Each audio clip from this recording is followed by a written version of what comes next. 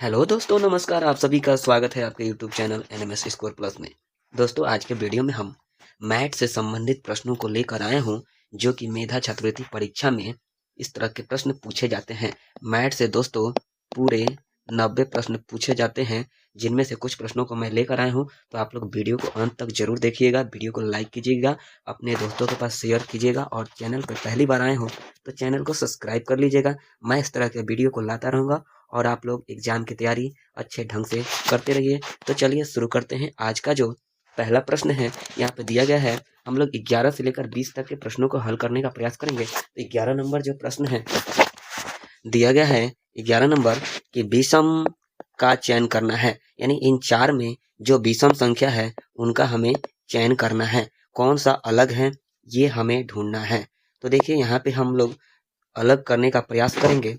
तो देखिए यहाँ पे जो 11 नंबर जो दिया गया है कि यहाँ पे 4 दिया गया है और इसके सामने दिया गया है 17, यानी 4 का संबंध बताया जा रहा है 17 से। तो यहाँ पे ये भी हमें देखना है कि 11 का क्या वही संबंध है जो 4 में 17 का था, और क्या यहाँ पे 5 का संबंध वही 26 में है, और यहाँ पे 13 का जो संबंध इधर तीनों में बाकी में थे वो 175 में है। तो हम लोग इसे हल करने का प्रयास करते हैं। तो देखिए यहाँ पे क्या है कि एक चीज देखेंगे कि यहाँ पे जो 4 का अगर है 4 का 17, यानी कि अगर हम 4 का अगर स्क्वायर करते हैं और उसमें अगर 1 जोड़ते हैं तो कितना हो जाएगा। तो ये हो जाएगा 4 चौका 16 और 1 17 हो जाएगा। 4 चौका 1 17। और यहाँ पे देखिए 11 को अगर हम स्क्वायर करते हैं और इसमें 1 अगर जोड़ते हैं तो कितना हो जाएगा। तो देखिए यहाँ 11 का 121 हो जाता है और उसमें 1 जोड़ेंगे तो कितना हो जाएगा 122। फिर आगे बढ़ते हैं, यहाँ पे 5 का स्क्वायर और प्लस 1 करते हैं तो यहाँ पे 25 हो जाएगा और 1 26। और यहाँ पे भी देखिए कि अगर 13 का स्क्वायर करते हैं और उसमें 1 जोड़ते हैं तो यहाँ पे 169 और प्लस 1 कितना हो जाएगा 170। तो देखिए यहाँ पे 4 का 17 यहाँ पे सही है। यहाँ पे देखिए 11 का 122 हो रहा है तो यहाँ भी ठीक है, और यहाँ पे 5 का जो है 26 हो रहा है तो ये भी ठीक है, और यहाँ पे देखिए 13 का जो है 170 होना चाहिए, जो कि यहाँ पे कितना दिया गया है 175। तो इसलिए हमें अलग करना है। तो देखिए ये ए बी और सी कहीं ना कहीं किसी एक को फॉलो कर रहे हैं, जबकि यहाँ पे डी जो है उससे अलग हो रहा है। तो हमें क्या करना है, डी को हमें अपना राइट आंसर बना लेना है। डी हमारा राइट आंसर हो जाएगा। उम्मीद करते हैं आप लोगों को अच्छी तरह से समझ में आ गया हो। तो आगे की ओर बढ़ते हैं और अगले प्रश्न पे चलते हैं। अगला जो हमारा प्रश्न है, यहाँ पे देखिए कि उस संख्या का युग्म का चयन करें, उस संख्या युग्म का चयन करें जो भिन्न है। भिन्न यानी कि वही बात हुई कि हमें विषम संख्या का चयन करना है। इनमें से विषम कौन सा हो जाएगा। तो देखिए यहाँ 14 का 210 से संबंध बताया जा रहा है, और यहाँ पे 18 का जो है 342 है, यहाँ पे 17 का 307 और यहाँ पे 12 का 156। अब हमें देखना है कि ये किस तरह से बना है ये संख्या। तो देखिए यहाँ पे अगर देखा जाए तो देखिए यहाँ पे अगर 14 है और इसको हम गुना करते हैं 15 से तो कितना हो जाएगा। 15 चौके कितना हो जाएगा, 60 का शून्य लिख देंगे और 15 एकम 15 और 6 कितना हो जाएगा 21, यानी कि ये 210 आ गया। यहाँ पे देखिए 18 को इसके अगले नंबर, यहाँ पे अगले नंबर पे गुना किया गया था, तो यहाँ पे भी 18 को एक अगले नंबर से गुना करेंगे तो 19 हो जाएगा। तो 18 को 19 से गुना करेंगे तो कितना हो जाएगा। तो देखिए 18 को अगर 9 बार पढ़ते हैं तो 18 9 कितना होता है, तो 162 होता है। 162 होता है तो 62 का हम 2 लिख देंगे और फिर 18 को एक बार गुना करेंगे तो 18 एकम 18 और 16 अगर जोड़ते हैं तो कितना हो जाएगा 18 और 2 20 और 14 हो जाएगा 34, यानी 342। अगले नंबर पे देखते हैं, यहाँ पे सी नंबर जो ऑप्शन है, 17 को अगर गुना करते हैं 18 से तो कितना होगा। तो देखिए 17 को 8 बार अगर गुना करेंगे तो 17 8 कितना होता है 136 होता है। कितना होता है 136 का हम 6 यहाँ पे लिख देंगे और 17 एकम 17 और 13 अगर जोड़ेंगे तो कितना हो जाएगा 30। 17 और 13 30, यानी 306। और यहाँ पे देखिए 12 को अगर हम 13 से गुना करेंगे तो 12 3 36 का 6 और 12 एकम 12 और 3 15। तो देखिए यहाँ पे 18 का कितना 342 यहाँ पे आ गया है, और यहाँ पे देखिए 14 का कितना 210 यहाँ भी सेम है। यहाँ पे देखिए ये 12 का कितना 156 ये भी सही है, और यहाँ पे जो है 17 का 306 होना चाहिए, तो यहाँ पे 307 दिया गया है। तो यहाँ पे अलग है तो इसे ही हम अपना आंसर बना लेंगे। ऑप्शन जो है सी राइट आंसर कर लेंगे। ऑप्शन ये सी राइट आंसर हो जाएगा क्योंकि इन तीनों से भिन्न है। अगला जो प्रश्न देखते हैं, 13 नंबर जो प्रश्न है कि विषम संख्या युग्म ज्ञात कीजिए। विषम संख्या युग्म कौन सा है, इसे देखना है। तो देखिए यहाँ पे 25 का 3 दिया गया है, 64 का 6 दिया गया है, 100 का 9 दिया गया है और 81 का 7 दिया गया है। तो ये कैसे हमें करना है, इसके लिए हमें देखिए ये 5 का स्क्वायर 25 है, तो 5 में से हम 2 घटाएं तो कितना हो जाएगा, 3 हो जाएगा।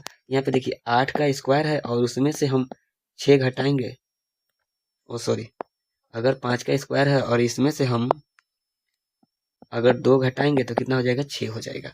यहाँ पे देखिए 10 का स्क्वायर 100 दिया गया, उसमें से अगर 2 घटाएंगे तो कितना हो जाएगा, यहाँ पे 8 होना चाहिए। हमें स्क्वायर सिर्फ 25 बनाने के लिए हमने किया यहाँ पे 64, लेकिन हमें स्क्वायर करके नहीं घटाना है, हमें डायरेक्ट 10 का स्क्वायर है तो 10 में से 2 घटाना है, यहाँ 5 में से 2 घटाना है, यहाँ 8 में से 2 घटाना है।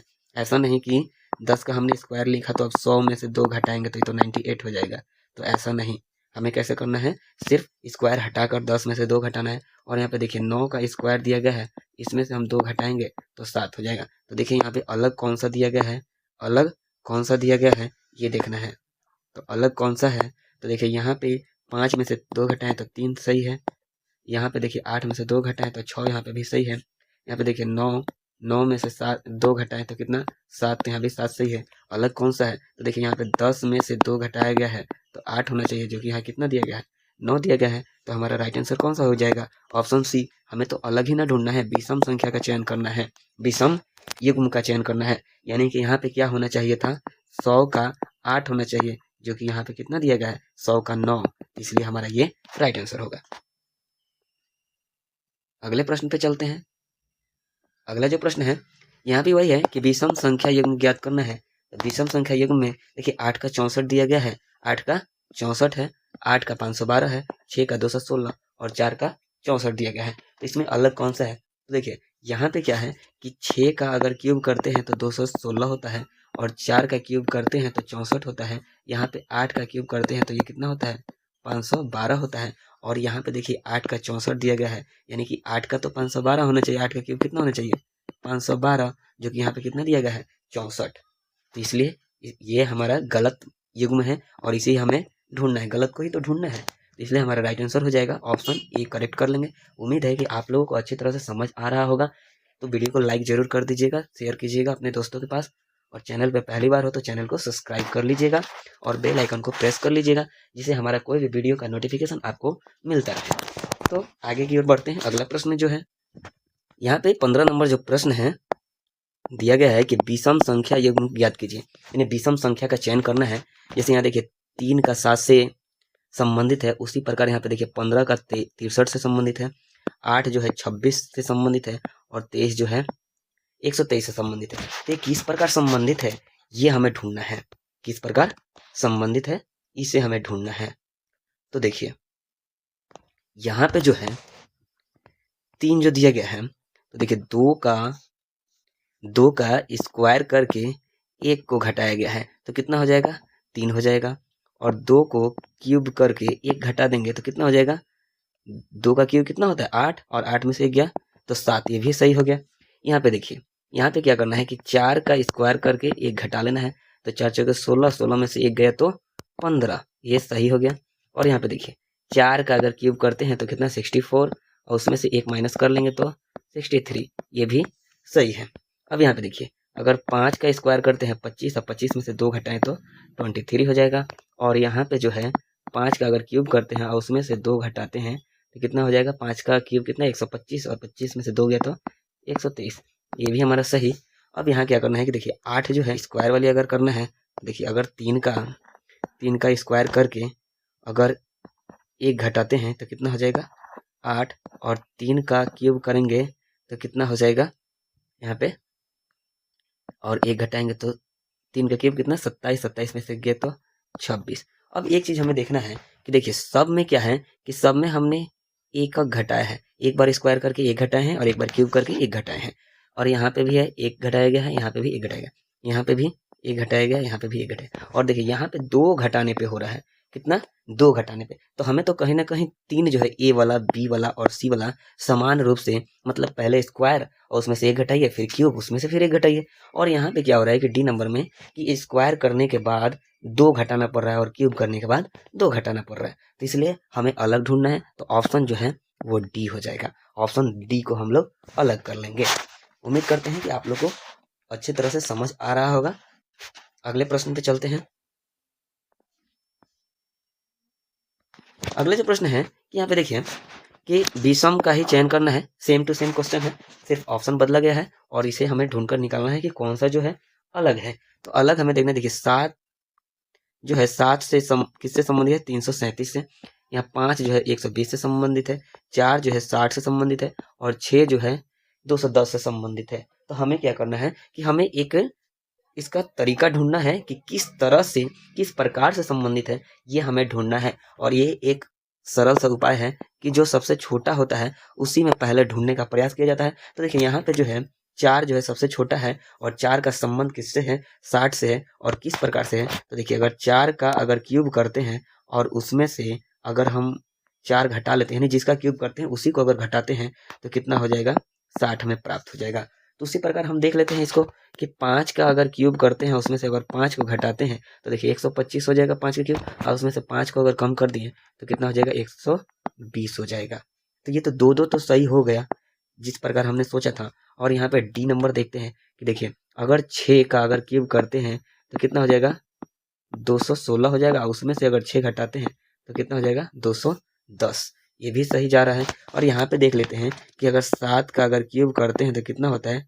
343, सही है।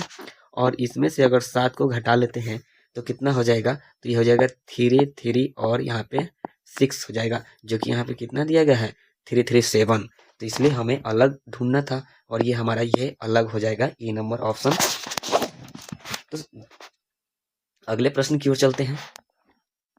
अगला जो प्रश्न है यहाँ पे 17 नंबर कि देखिए 17 नंबर जो प्रश्न कह रहा है कि उस संख्या का चयन करें जो बाकियों से भिन्न है, यानी बाकियों से जो अलग है उसे हमें ढूंढना है। तो देखिए यहाँ पे 124, 255, 268 और 212। तो यहाँ पे अलग हमें ढूंढना है और किस प्रकार से हमें अलग करना है ये देखना है। तो देखिए 124, 255, 268 और 212 ये भिन्न किस प्रकार से है ये देखना है। तो एक चीज तो एक तो तरीका हो सकता है कि यहाँ पे जो भिन्न की बात की जाए तो यहाँ पे तो कोई किसी का ना वर्ग है ना घन संख्या है। तो एक और तरीका कौन सा हो सकता है? एक तो है कि यहाँ पे 5 का क्यूब में 1 कम करते हैं तो 124 हो जाएगा। लेकिन यहाँ पे एक और है कि 16 का अगर स्क्वायर यहाँ पे करना पड़ रहा है, यहाँ पे क्यूब करना पड़ रहा है। ये तो थोड़ा सा अलग हो रहा है। एक आसान सिंपल सा तरीका है कि हम इसे विषम संख्या के आधार पर इसे अलग कर सकते हैं, क्योंकि यहाँ भी सम है, यहाँ भी सम है, यहाँ भी सम है और ये एक विषम संख्या है। तो इसलिए हम विषम संख्या के आधार पर इसे अलग कर सकते हैं। दूसरा कोई लॉजिक नहीं बन रहा है, इसलिए हम ऑप्शन बी को अलग करेंगे विषम संख्या के आधार पर। अगला जो प्रश्न है, यहाँ पे 4 अक्षर समूह दिए गए हैं जिनमें से 3 किसी तरह से एक जैसे, यानी देखिए यहाँ पे 4 अक्षर समूह है जिनमें से 3 किसी तरह से एक जैसे हैं जबकि एक अलग है, तो असंगत का चयन करें। यानी इनमें से क्या करना है कि जो अलग है उसे चयन करना है। तो देखिए यहाँ पे बोतल दिया गया है, बाल्टी दिया गया है, नदी दिया गया है और जार दिया गया है। तो देखिए यहाँ पे क्या है कि बोतल जो होता है वो प्लास्टिक का बना होता है और इसमें पानी या कोई भी तरल पदार्थ को रखा जाता है। बोतल में पानी या कोई भी तरल पदार्थ या ठोस भी जैसे अनाज वनाज रख सकते हैं। यहाँ पे देखिए बाल्टी है, तो बाल्टी भी क्या है कि इसमें भी पानी रखने का काम किया जाता है। यहाँ पे जो जार है, जार तो आप लोग को मालूम ही होगा जार किसे कहते हैं। जो आजकल ये जो पानी का जो बोतल आ रहा है नीला कलर का, वो उसमें भी पानी रखा जाता है जार में। और ये जो नदी है ये क्या है दोस्तों? ये नदी जो है वो पानी का क्या है? पानी का स्रोत है, पानी का स्रोत है। जबकि ये रखने वाले तीनों चीज है। तो ये तीनों को हम एक कर देते हैं और ये नदी जो है इसे हम अलग कर लेते हैं और यही हमारा जो है राइट आंसर हो जाएगा, नदी जो है। और एक और तरीका से ढूंढ जा सकता है कि ये सभी क्या है कि मानव निर्मित है और ये जो है एक प्राकृतिक है, तो इसे हम अलग कर लेंगे। Option C. अगला प्रश्न जो है, दिए गए विकल्पों में से वह शब्द चुने जो शब्दों के समान है और इसलिए एक ही समूह से संबंधित है। यानी कि जो नीचे दिया गया है शब्द, उसी के समान ये 4 ऑप्शन में से कोई एक है। जैसे यहाँ पे कौन कौन सा दिया गया है, तो ये देख लेते हैं कि यहाँ पे जो है बिल्ली है, कुत्ता है और बकरी है। इसी से मिलता जुलता इनमें से कौन हो जाएगा, ये हमें देखना है। तो देखिए, यहाँ पे शेर दिया गया है, तेंदुआ दिया गया है, चीता दिया गया है और गाय दिया गया है। तो ये हमें बताना है कि जो बिल्ली, कुत्ता और बकरी ये किस प्रकार से हैं, उसी प्रकार से हमें ढूंढना है। तो देखिए, ये जो तीनों हैं, तो इसे हम तो शाकाहारी मांसाहारी के आधार पर नहीं कर सकते हैं, लेकिन इसे हम पालतू जानवर के आधार पर कर सकते हैं।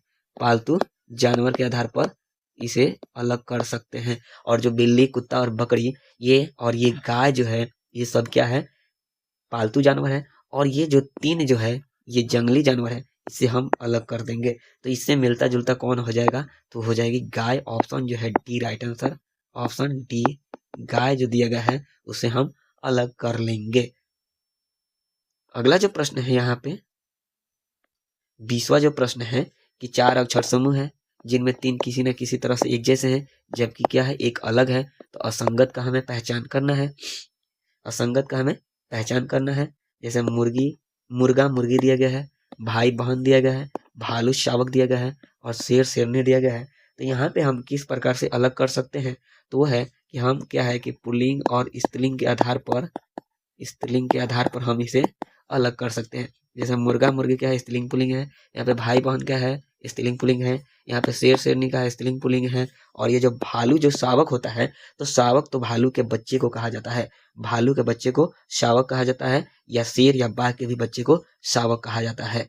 तो यहाँ पे हम किसे अलग करेंगे, तो ये जो है भालू जो हो जाएगा, ये भालू शावक जो है ये अलग है। जैसे किसी बच्चे को हम ये नहीं बता सकते हैं कि वो स्त्रीलिंग है या पुल्लिंग। जैसे अगर चाइल्ड होता है, CHILD, चाइल्ड, इसमें कैसे पहचान करेंगे कि वो स्त्रीलिंग है या पुल्लिंग। या जो बेबी होता है, इसका भी कोई ये जेंडर नहीं होता है। जब ये बड़े होते हैं तब उन्हें जेंडर में शामिल किया जाता है। तो दोस्तों, उम्मीद करते हैं कि आप लोग को सभी 10 प्रश्न सही बने होंगे। और आप लोग का कितना सही गया, आप लोग कमेंट में बताइएगा। तब तक के लिए जय हिंद, जय भारत।